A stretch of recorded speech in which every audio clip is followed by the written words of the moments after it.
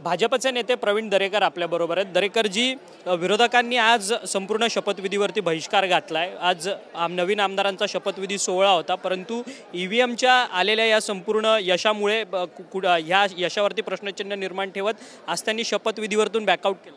विरोधकांचा हा रडीचा डाव सुरू आहे। खरं म्हणजे विरोधक संविधानाचा अपमान करतायत, बहिष्कार घालून लोकशाहीचा अपमान करतायत आणि विधिमंडळाचा अपमान त्या ठिकाणी करतायत। आणि इतकंच नाही तर ज्या त्यांच्या विधानसभा क्षेत्रातील जनतेनं मतदारांना निवडून दिलं त्या मतदारांचा घोर अपमान सभागृहात उपस्थित राहून शपथ न घेता बाहेर नौटंकी करणं या निमित्तानं झालेला आहे।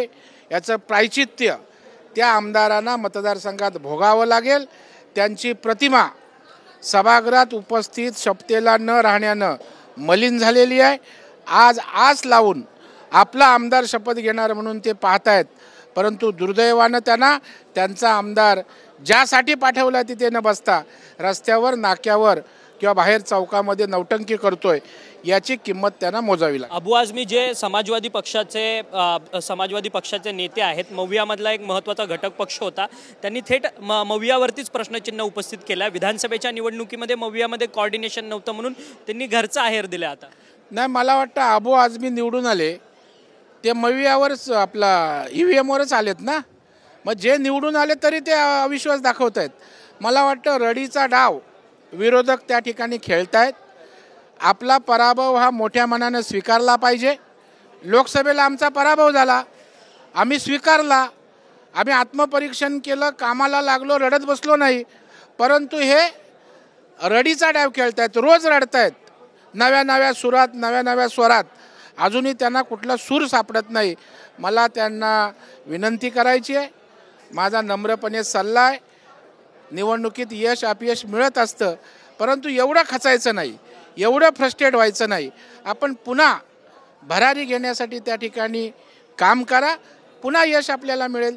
परंतु ते अजूनही त्यातनं सावरले नाहीत, त्या हतबलतेतनं अशा प्रकारच्या गोष्टी होताना दिसतात। काल मुख्यमंत्री देवेंद्र फडणवीस बोललेत की एका मुलाखतीमध्ये म्हटलेत की राज ठाकरेंना स्थानिक स्वराज्य संस्थेच्या निवडणुकीमध्ये जिथं असेल तिथे शक्य असेल आम्ही त्यांना युतीमध्ये घेऊ असं वक्तव्य केलं। त्याच्यावरती संजय राऊत म्हणतात की राज ठाकरे हे खेळणं झालेलं आहे म्हणून। आता मला वाटतं संजय राऊत पण पवारसाहेबांच्या हाताचं केवळ खेळणं नाही तर खुळकुळा झालेला आहे।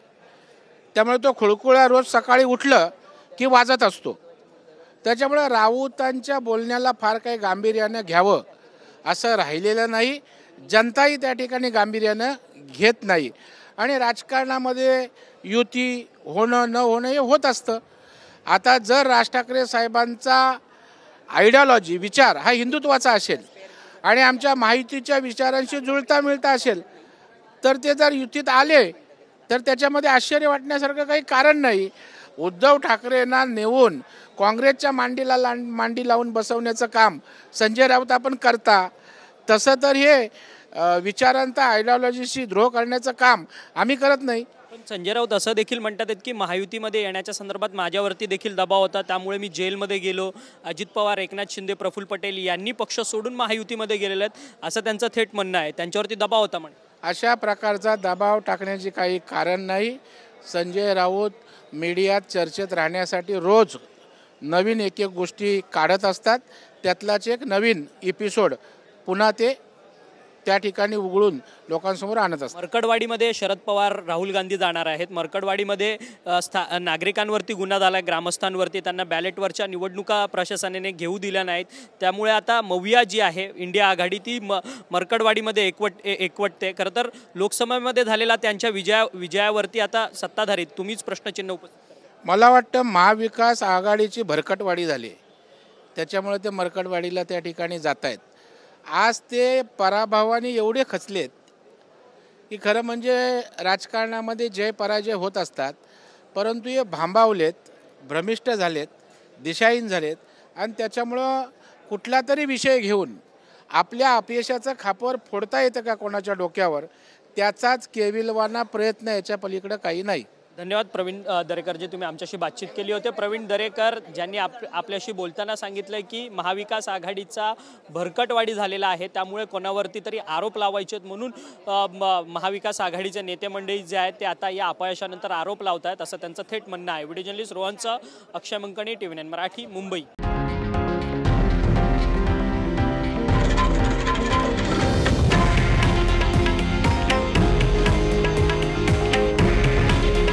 हे आहे देशातील नंबर 1 न्यूज नेटवर्क आणि आपण पाहत आहात TV9 मराठी.